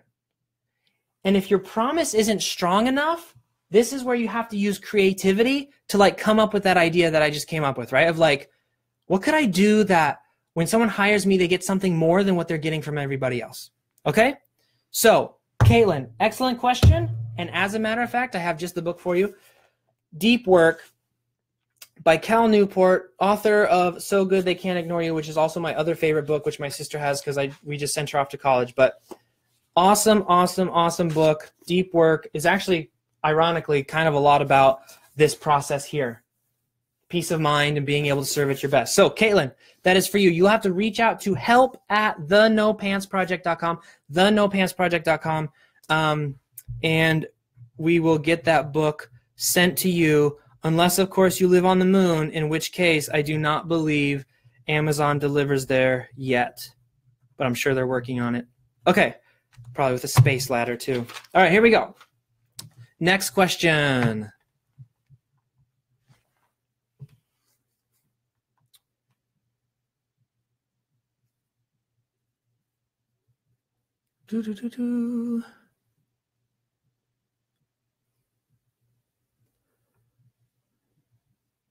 There's Hannah being awesome again. I see you, Hannah. Putting all the books in the comments. I'm basically like, I'm pretty sure you're gonna become like wildly notorious and famous for the book list in the comment section person. I love it. It's awesome. Thank you so much for doing that, by the way. Let's see. Any questions? Any questions?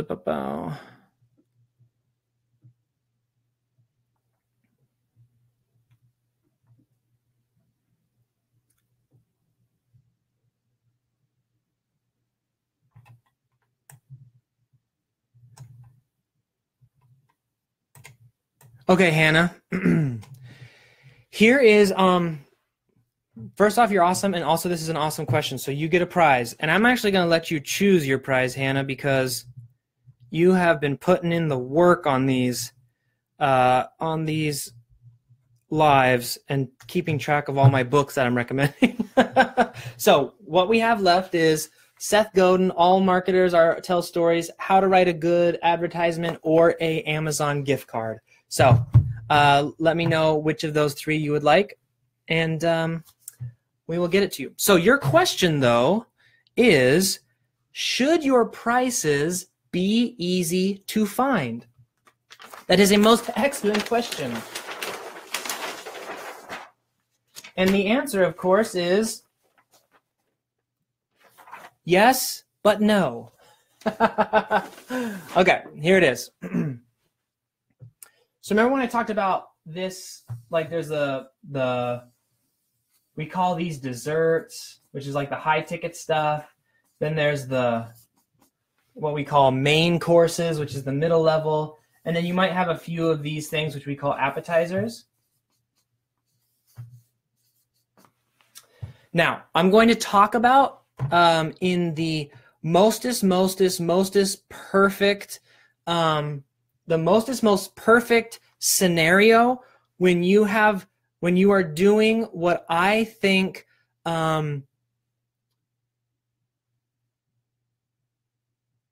So let me say this. What I'm about to show you is what it's kind of a lot of things have to be in place.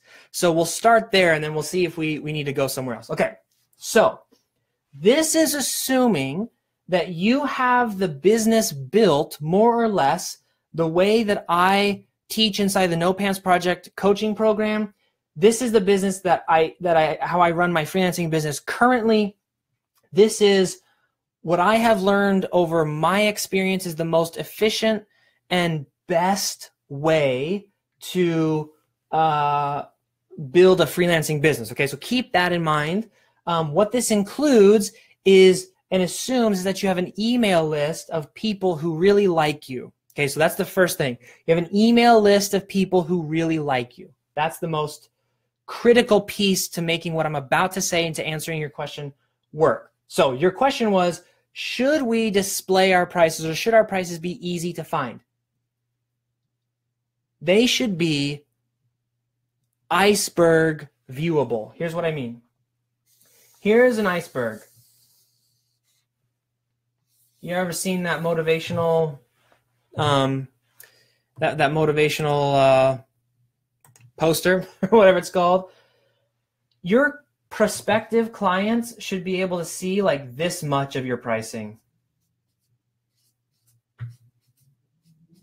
For the most part, and then nobody should be able to see what's under the water. For the most part, that means what we call our appetizers, which are our lower ticket. They can also be called entry point offers. They can be called, what are some other names? Basically, these are offers that you create to get people into the door. And okay, I don't know how to say your name. I'm so sorry. Is it Nairn? Nairn McKay just called it a priceberg, and I love that so much. Okay, priceberg. Okay, that's awesome. All right, priceberg. So these lower ticket items that, and when I say lower ticket, I'm not talking about $7. I'm talking about like $100, $150 maybe, $200, something like that. These should be they should be on your website. When you have your email list, you should be trying to sell them from your email list. You want anybody and everybody to purchase these lower ticket things. Why? Because they require the least amount of investment on your part, and they require the least amount of investment on the part of your clients. Excuse me. What this does, and they're in the video called Greasy Math, we go into depth in this. What this does is it allows you to do a couple things. One is to filter out the bad clients. So if you do something for someone for $100 and they turn out to be a communication nightmare, they're rude, they're demanding, they're terrible, guess what?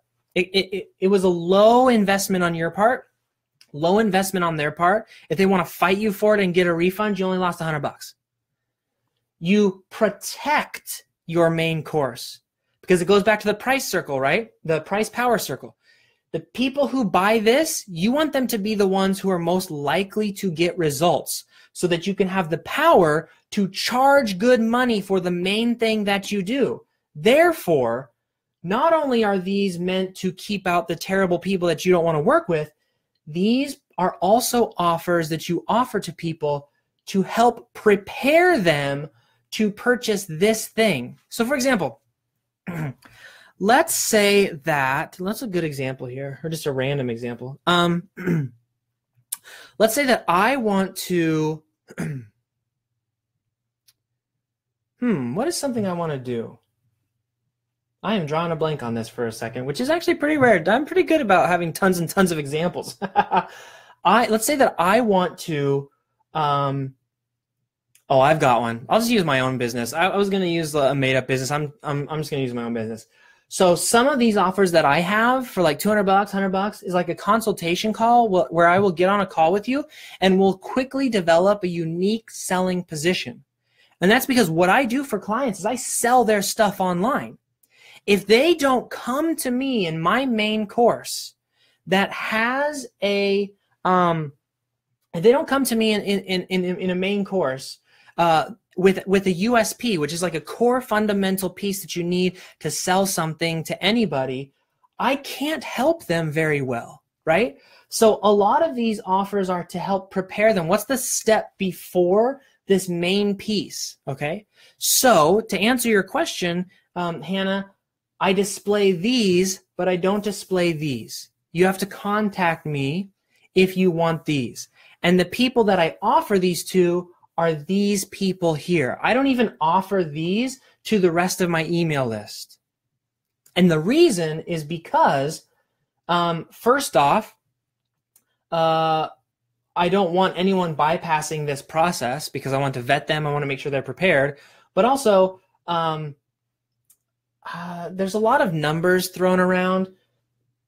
But people who buy something from you are 16 times more likely to buy a second thing from you at a higher price than someone who has never purchased from you is to buy something from you at any price.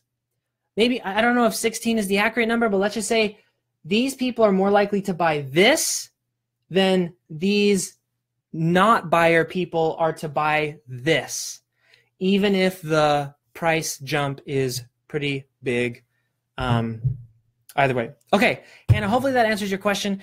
Other instances, like in the Fast Client Getting Workshop, where it's cold and you don't have the context, you don't have the control as much, you just kind of have to play the price game. The price comes in fairly early into the conversation, but the idea is to delay revealing, excuse me, delay revealing the price as long as you can, not to manipulate, but because you need an opportunity to demonstrate value. So that's sort of, the idea behind price release, I guess you could call it. Okay, so Hannah, I saw that you mentioned you would love to have the How to Write a Good Advertisement book. This is a really, really good book. I had a copywriting mentor, and this is the book that he walked us through. So this is an awesome, awesome book. We will get that to you, Hannah. Please reach out to us at help@thenopantsproject.com, and we will get that sent out to you. How to write a good ad. Awesome, awesome. Okay, guys, we have one more book, and then I think I'll do an Amazon gift card. Drop your questions into the chat box, and we will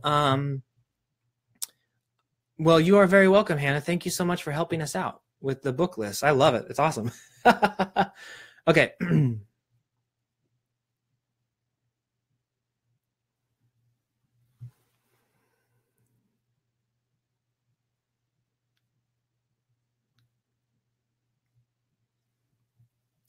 Cruising through some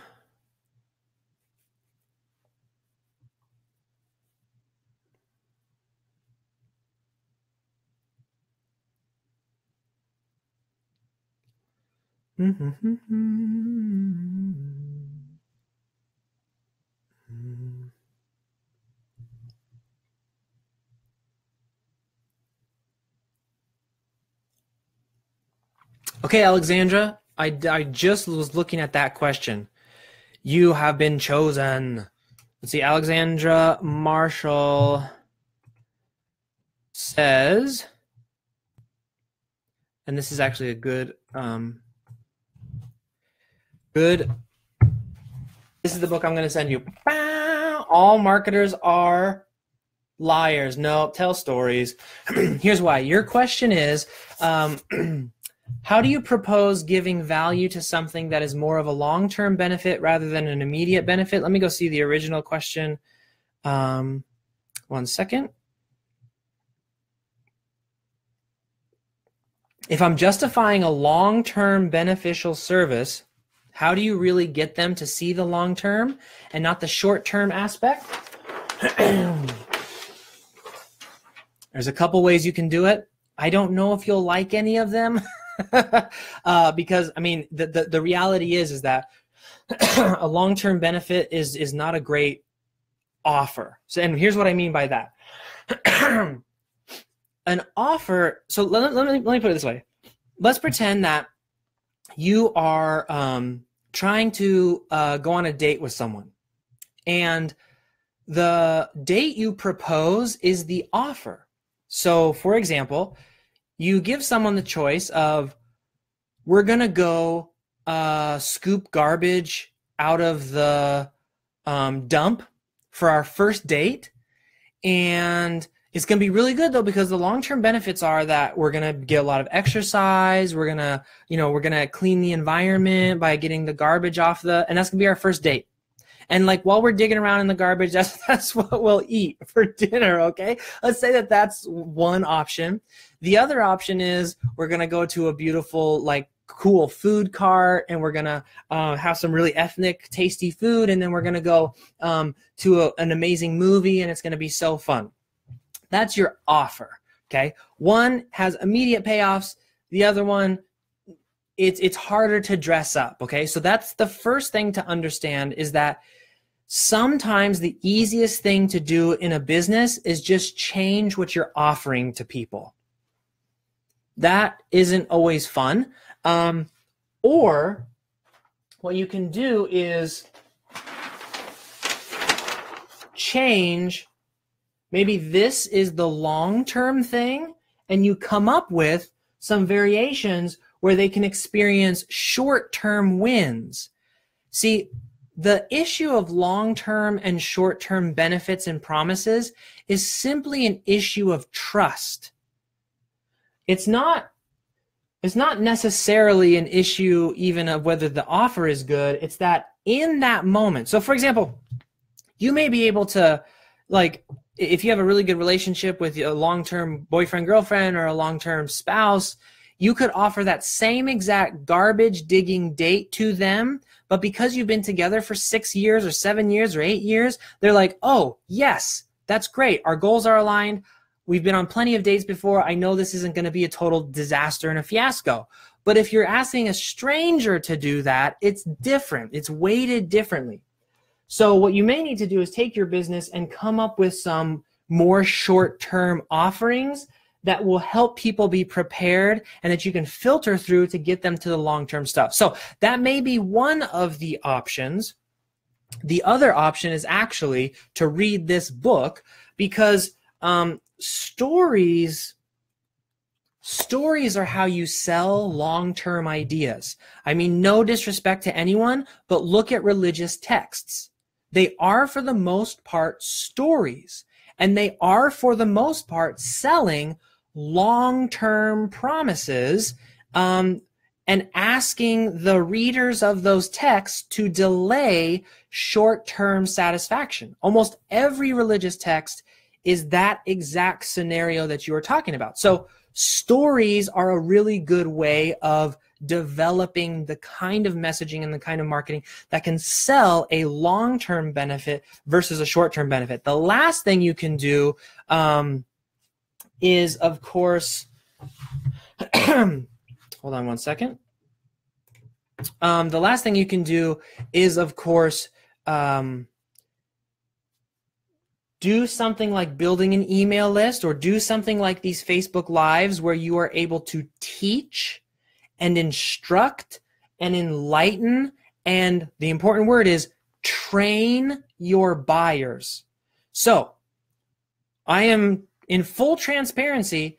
These Facebook Lives are to train you to someday purchase something from me because of how I run my business. I believe in the things that I'm teaching, that this is how you get success. So I'm helping you along to see what is and isn't important in that process. Does that make sense? So you really have those choices. One is to change some offers, use stories like religious texts do to sell long-term benefits, or spend time training your customers, which we talked about earlier in this presentation, which is called delaying the sale, right? Meaning if you can, the longer you can delay your ROI, the better. Most of you are not going to buy anything from me anytime soon.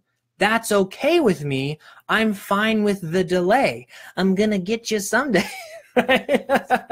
That's my goal, is to like teach, and it's okay that the ROI isn't there immediately. Someday you'll be on my daily email list, you'll be in these Facebook Lives, and the things that I'm pitching, which a lot of the stuff I pitch is long-term benefits too, right? I'm not like, go make $1 million and have a Lamborghini tomorrow. I'm more like, it's going to take time. You're going to have to do some work. It's not necessarily going to be easy, right? Like all these types of things.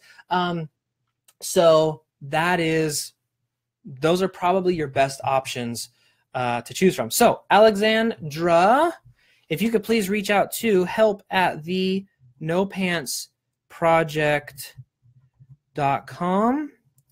We will get you sorted on the Seth Godin book.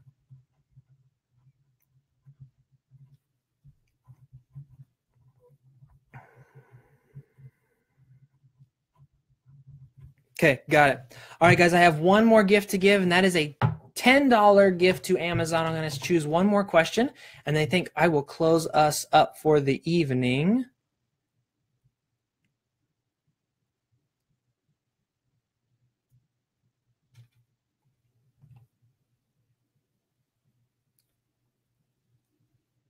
Oh, Barbara, this is a good question. Okay, Barbara Harper, you got the Amazon gift card. If you could reach out to help@thenopants project.com, but let me answer your question first. This is a good one.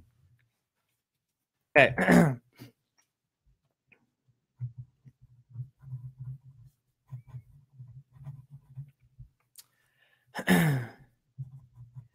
This is a good one to end on. Get a drink real quick. Excuse me.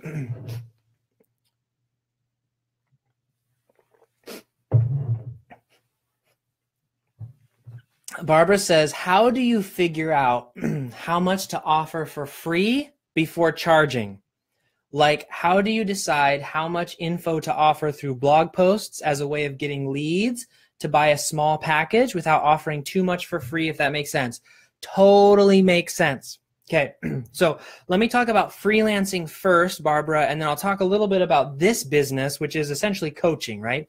Information products and coaching. But let me talk about freelancing first, because that's the easiest.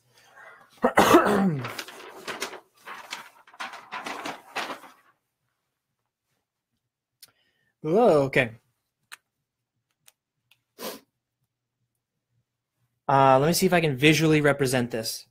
Let me just talk about it for a second. Information is used to help people understand the situation that they are in. Okay? So as someone who offers, well, yeah, I can do this. Okay, so information helps understanding. And I'll talk about that in a second. Done for you is results. So for example, done for you means the service that you provide. So if you do something for someone, we call that done for you. The reason people consume information is for understanding, specifically for clarity. They have a problem and maybe they aren't quite sure how to articulate. Maybe they're not sure what the problem is. They're looking for potential solutions to this problem. Done for you is the reason people consume done for you, aka purchase things from you, is because they want results. Okay? Now, in the info business, it's the same exact thing. So done for you or coaching. Because I know some of you are, are even in the No Pants Project program, and some of the services you're offering are coaching services, right? I think coaching is a service, so it makes sense to me. Still, people hire coaches not for more information. They hire coaches to get results. So how much free can you give away? As much as you want. Honestly, to be honest, the more you give away for free, the trust factor goes up, right? There are people who I'm doing this daily Facebook Live for, who maybe have gone through and seen the workshop I give to sell the No Pants Project coaching program. And they're like, well, I don't know about this guy. You know, I don't, he just popped up on my news feed. I don't know who he is. I don't know if he knows what he's talking about. I don't know if he's a nice guy. Is he real? Is he a scam artist? I can give away as much information as I want to give away, and they'll consume all that information. They may even get results from that information. I hope they get results for that information. Otherwise, this is too much work. I mean, like, we got to do something else. But get results from those information. But the results that I promise in our Done For You in the coaching program are so much bigger, so much better, so much more clearly defined, right? So the coaching program, for example, is a 90-day program. The Done For You that you might offer is all this stuff I'm teaching you, I'll actually just do it for you. Now, this works tremendously well for freelancers because business owners are short on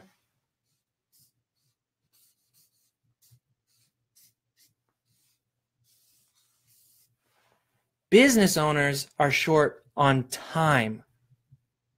Does that make sense?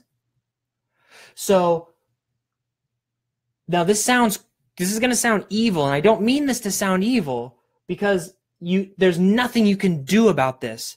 If you constrained yourself from like letting your light shine because you were worried about what I'm about to say, that would be way worse than doing what I'm about to say. When you have the more information you have, the more they feel the pain crunch of time, because you're the expert. They are not the expert, right? They don't, like, let's just say, for example, Barbara, that you're a writer. They don't want to learn how to write. They don't want to learn how a blog post is supposed to look. They don't even want to learn how to upload it to WordPress. If they start consuming your information and they see like, and I got to do that, and I got to do that, and I got to do that too. Now, don't purposefully make your information long-winded so that people feel overwhelmed. That's not helpful, because the goal is still clarity. But if you can get someone, like, let's say that you get someone on a blog post on how to write like the perfect blog post posting schedule, and you are 100% honest, and you're 100% like, this is actually how you'll get the best results possible, and your answer is post Monday through Friday. Here's a calendar of when you should post Monday through Friday. There is, I guarantee you, going to be so many more people who read that and get clarity and then say, oh no, that means I got to write every single day. The time crunch comes into factor. That's when they start looking for someone else to deliver the results. Okay? So someone's asking, can people stop trusting your free content because they think they can get most of the content you provide for free and there won't be anything new? Yes, absolutely. You can absolutely have so much free content that people will get the results for themselves. That's fine.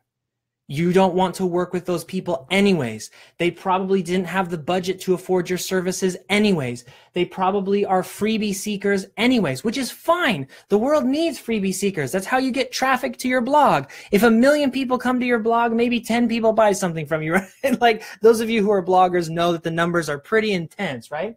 So yes, of course, absolutely. There are going to be people who consume free information. Guess what? They weren't going to buy anything from you anyways. Like that's the truth of it. So you cannot hide the light that is inside of you of going out and serving. I tell this to people in my programs all the time. You cannot build your life, your potential, your ability to touch other people's lives based off of the microscopical few who would want you to shut it down because of whatever reason. I mean, shoot, we get comments all the time on these Facebook video lives of like, well, I guess I don't need your program. What they don't understand is how much more they get from the service. Does that make sense? So, and it's not really your job. Let me show you something. This is a little advanced, and I'm definitely going to end on this, but there's something called the customer awareness spectrum. Everyone on earth is rolling around in a bunch of problems. We call this unaware and then most aware. You and I, we all have problems. Absolutely. It's part of the human condition to have problems.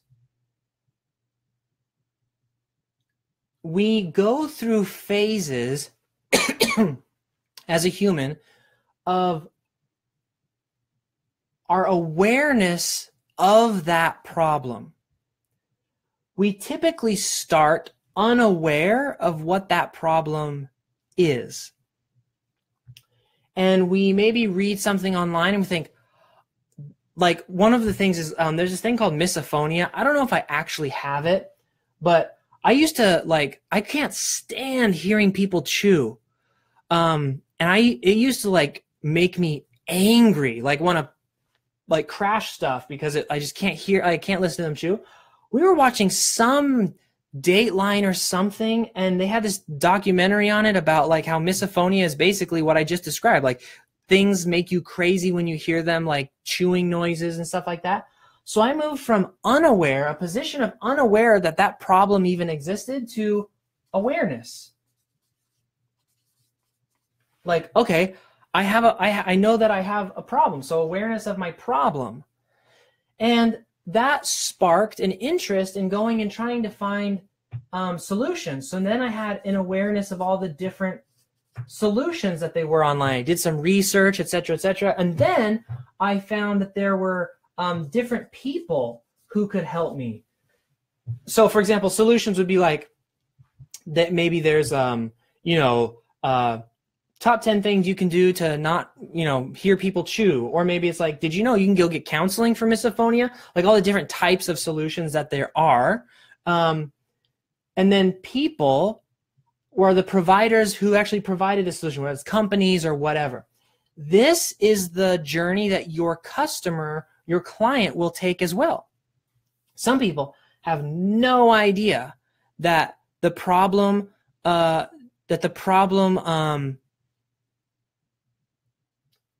people have no idea that they have a problem in their business. Maybe they have a conversation with someone. Maybe you're promoting a blog post that basically says, hey, are you making these mistakes in your business? That's a good blog post to do, by the way, for those of you who want to run Facebook ads, to help people move along this spectrum.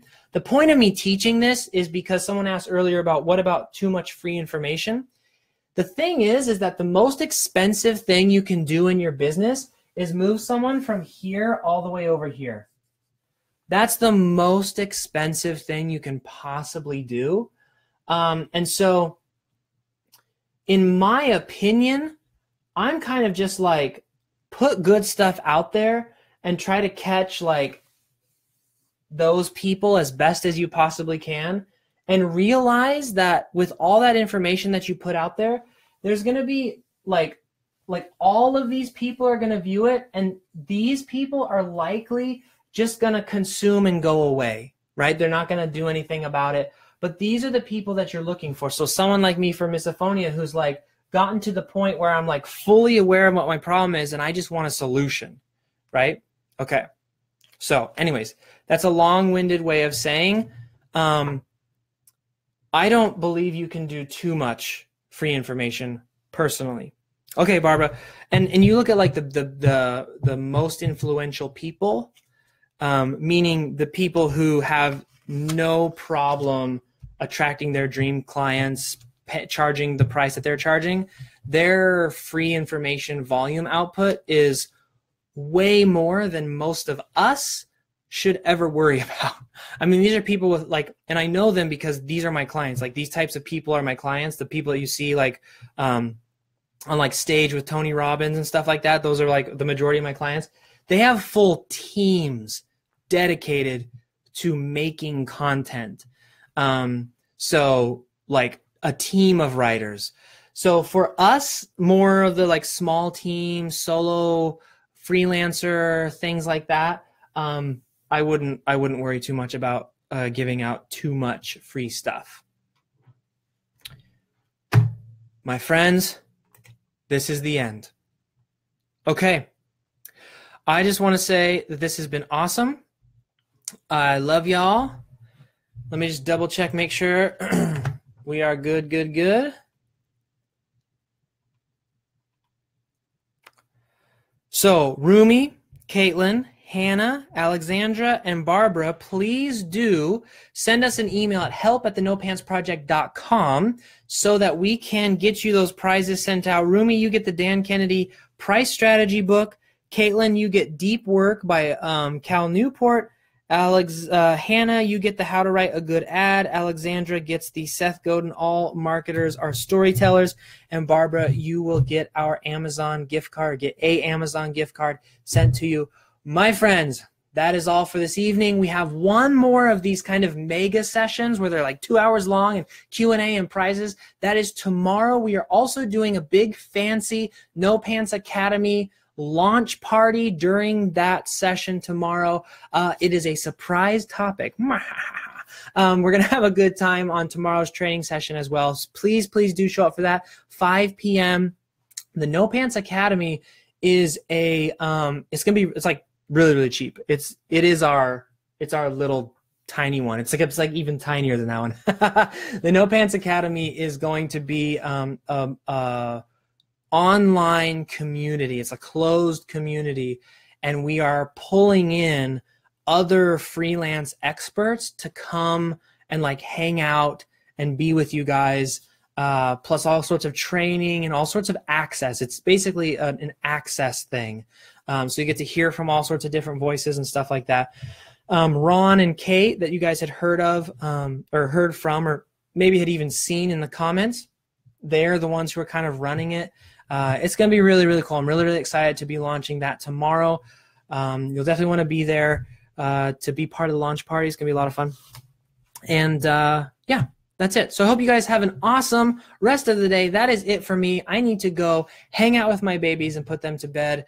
It is about 7:15. Thank you all so much for your participation, for the questions, for the energy. I love it. Hopefully this was helpful for you, and I will talk to you all later.